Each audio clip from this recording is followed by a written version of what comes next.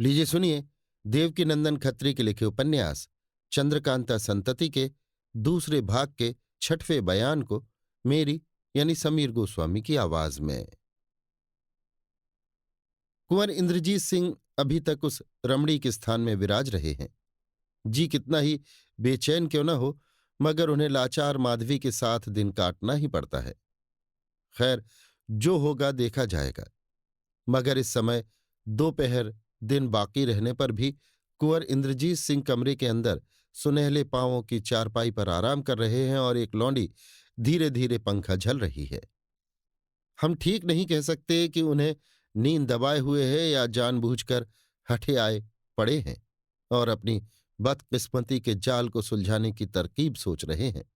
खैर, इन्हें इसी तरह पड़े रहने दीजिए और आप जरा तिलोत्तमा के कमरे में चलकर देखिए कि वो माधवी के साथ किस तरह की बातचीत कर रही है। माधवी का हंसता हुआ चेहरा कहे देता है कि बनिस्बत और दिनों के आज वो खुश है, मगर तिलोत्तमा के चेहरे से किसी तरह की खुशी नहीं मालूम होती। माधवी ने तिलोत्तमा का हाथ पकड़कर कहा, सखी, आज तुझे उतना खुश नहीं पाती जितना मैं खुद हूं। तिलोत्तमा, तुम्हारा खुश होना बहुत ठीक है। माधवी, तो क्या तुम्हें इस बात की खुशी नहीं है कि किशोरी मेरे फंदे में फंस गई और एक कैदी की तरह मेरे यहां तहखाने में बंद है? तिलोत्तमा, इस बात की तो मुझे भी खुशी है। माधवी, तो रंज किस बात का है? हाँ, समझ गई। अभी तक ललिता के लौट कर न आने का बेशक तुम्हें दुख होगा। तिलोत्तमा, ठीक है, मैं ललिता के बारे में भी बहुत कुछ सोच रही हूं। मुझे तो विश्वास हो गया है कि उसे कमला ने पकड़ लिया। माधवी, तो उसे छुड़ाने की फिक्र करनी चाहिए। तिलोत्तमा, मुझे इतनी फुर्सत नहीं है कि उसे छुड़ाने के लिए जाऊं, क्योंकि मेरे हाथ पैर किसी दूसरे ही तरद्दुद ने बेकार कर दिए हैं, जिसकी तुम्हें जरा भी खबर नहीं। अगर खबर होती तो आज तुम्हें भी अपनी ही तरह उदास पाती। तिलोत्तमा की इस बात ने माधवी को चौंका दिया और वो घबरा कर तिलोत्तमा का मुंह देखने लगी। तिलोत्तमा, मुंह क्या देखती है? मैं झूठ नहीं कहती। तू तो अपने ऐश आराम में ऐसी मस्त हो रही है कि दीन दुनिया की खबर नहीं। तू जानती ही नहीं कि 2 ही 4 दिन में तुझ पर कैसी आफत आने वाली है। क्या तुझे विश्वास हो गया कि किशोरी तेरी कैद में रह जाएगी? कुछ बाहर की भी खबर है कि क्या हो रहा है? क्या बदनामी ही उठाने के लिए तू गया का राज्य कर रही है? मैं 50 दफे तुझे समझा चुकी कि अपनी चाल चलन को दुरुस्त कर, मगर तूने एक न सुनी। लाचार तुझे तेरी मर्जी पर छोड़ दिया और प्रेम के सबब तेरा हुक्म मानती आई, मगर अब मेरे संभाले नहीं संभलता। माधवी, तिलोत्तमा, आज तुझे क्या हो गया है जो इतना कूद रही है? ऐसी कौन सी आफत आ गई है जिसने तुझे बदहवास कर दिया है? क्या तू नहीं जानती कि दीवान साहब इस राज्य का इंतजाम कैसी अच्छी तरह कर रहे हैं और सेनापति तथा कोतवाल अपने काम में कितने होशियार हैं? क्या इन लोगों के रहते हमारे राज्य में कोई विघ्न डाल सकता है? तिलोत्तमा, ये जरूर ठीक है कि इन तीनों के रहते कोई राज्य में विघ्न नहीं डाल सकता, लेकिन तुझे तो इन्हीं तीनों की खबर नहीं। कोतवाल साहब जहन्नुम में चले ही गए। दीवान साहब और सेनापति साहब भी आजकल में जाया चाहते हैं, बल्कि चले भी गए हों तो ताज्जुब नहीं। माधवी, ये तू क्या कह रही है? तिलोत्तमा, जी हां, मैं बहुत ठीक कहती हूं। बिना परिश्रम ही के ये राज्य बीरेंद्र सिंह का हुआ चाहता है। इसीलिए कहती थी कि इंद्रजीत सिंह को अपने यहां मत फंसा। उनके एक एक अय्यार आफत के परकाले हैं। मैं कई दिनों से उन लोगों की कार्रवाई देख रही हूं। उन लोगों को छेड़ना ऐसा है जैसे आतिशबाजी की चरखी में आग लगा देना। माधवी, क्या बीरेंद्र सिंह को पता लग गया कि उनका लड़का यहां कैद है? तिलोत्तमा, पता नहीं लगा तो इसी तरह उनके अय्यार सब यहां पहुंचकर उधम मचा रहे हैं। माधवी, तो तूने मुझे खबर क्यों न की? तिलोत्तमा, क्या खबर करती? तुझे इस खबर को सुनने की छुट्टी भी है? माधवी, तिलोत्तमा, ऐसी जली कटी बातों का कहना छोड़ दे और मुझे ठीक ठीक बता कि क्या हुआ और क्या हो रहा है। सच पूछ तो मैं तेरे ही भरोसे कूद रही हूं। मैं खूब जानती हूं कि सिवाय तेरे मेरी रक्षा करने वाला कोई नहीं। मुझे विश्वास था कि इन 4 पहाड़ियों के बीच में जब तक मैं हूं, मुझ पर किसी तरह की आफत न आवेगी, मगर अब तेरी बातों से ये उम्मीद बिल्कुल जाती रही। तिलोत्तमा, ठीक है, तुझे अब ऐसा भरोसा न रखना चाहिए। इसमें कोई शक नहीं कि मैं तेरे लिए जान देने को तैयार हूं। मगर तू ही बता कि बीरेंद्र सिंह के अय्यारों के सामने मैं क्या कर सकती हूं। एक बेचारी ललिता मेरी मददगार थी, सो वो भी किशोरी को फंसाने में आप पकड़ी गई। अब अकेली मैं क्या क्या करूं। माधवी, तू सब कुछ कर सकती है, हिम्मत मत हार। हाँ, ये तो बता कि बीरेंद्र सिंह के अय्यार यहां क्यों कर आए और अब क्या कर रहे हैं। तिलोत्तमा, अच्छा सुन, मैं सब कुछ कहती हूं। ये तो मैं नहीं जानती कि पहले पहले यहां कौन आया। हाँ, जब से चपला आई है तब से मैं थोड़ा बहुत हाल जानती हूं।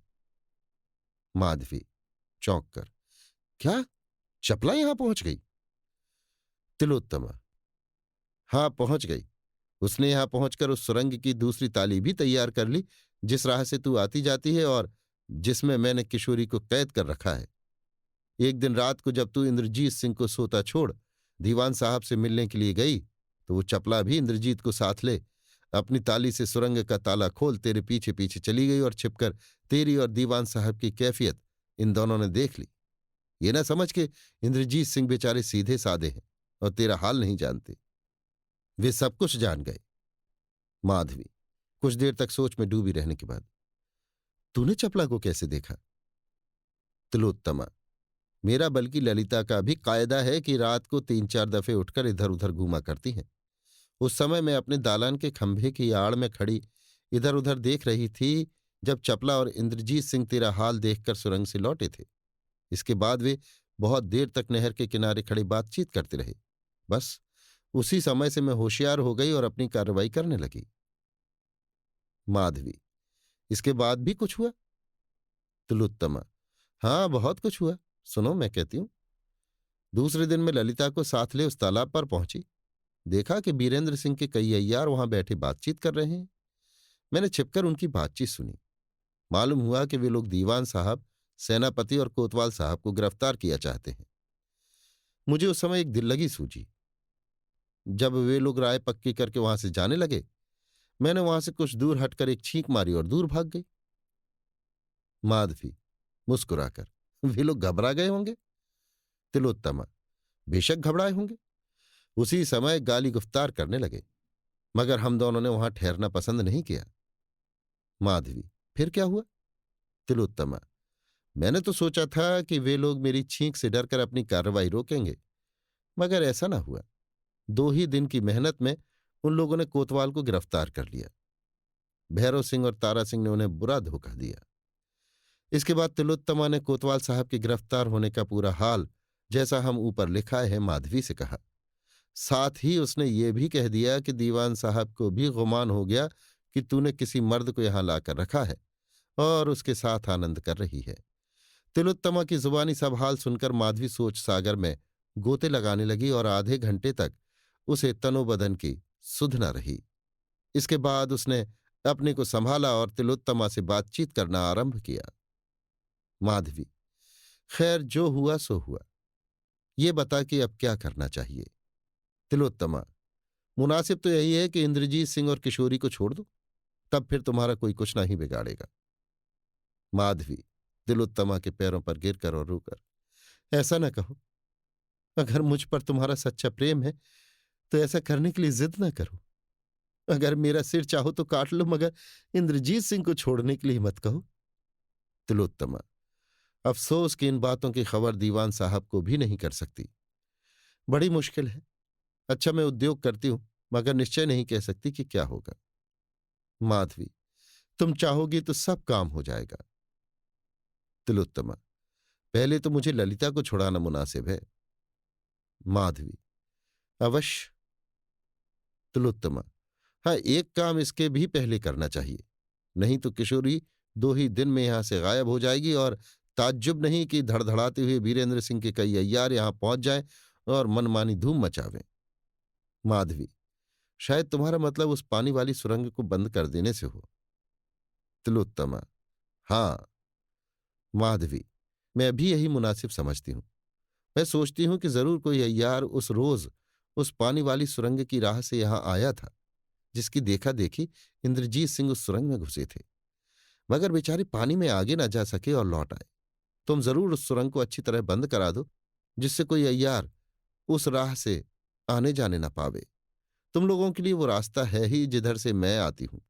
हाँ, एक बात और है, तुम अपने पिता को मेरी मदद के लिए क्यों नहीं ले आती? उनसे और मेरे पिता से बड़ी दोस्ती थी, मगर अफसोस आजकल वे मुझसे बहुत रंज हैं।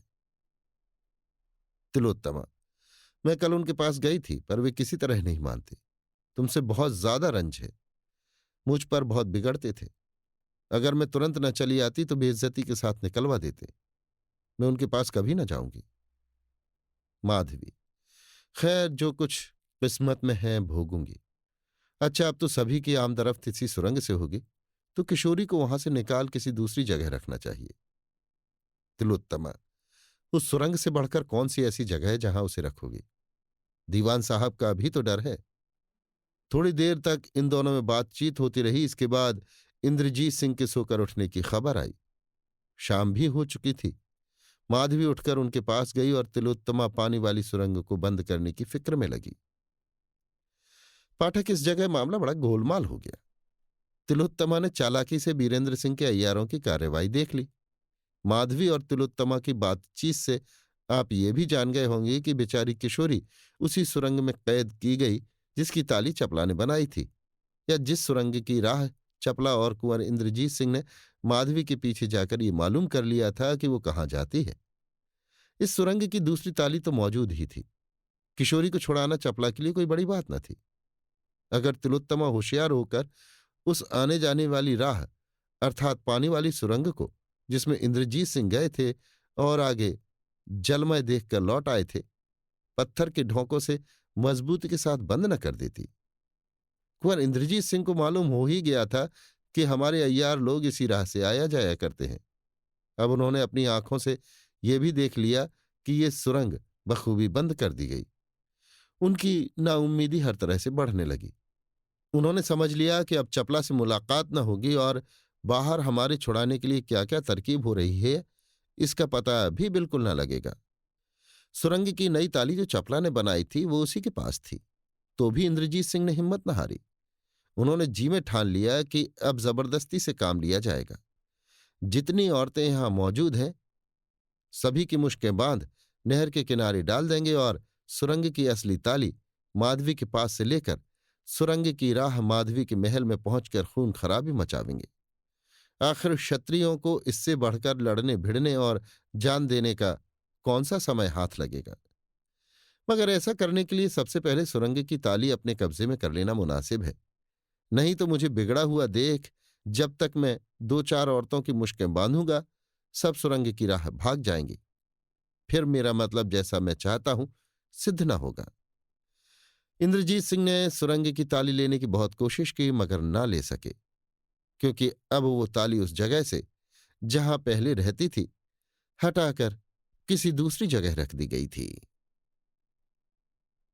अभी आप सुन रहे थे देवकीनंदन खत्री के लिखे उपन्यास चंद्रकांता संतति के दूसरे भाग के 6वें बयान को मेरी यानी समीर गोस्वामी की आवाज में।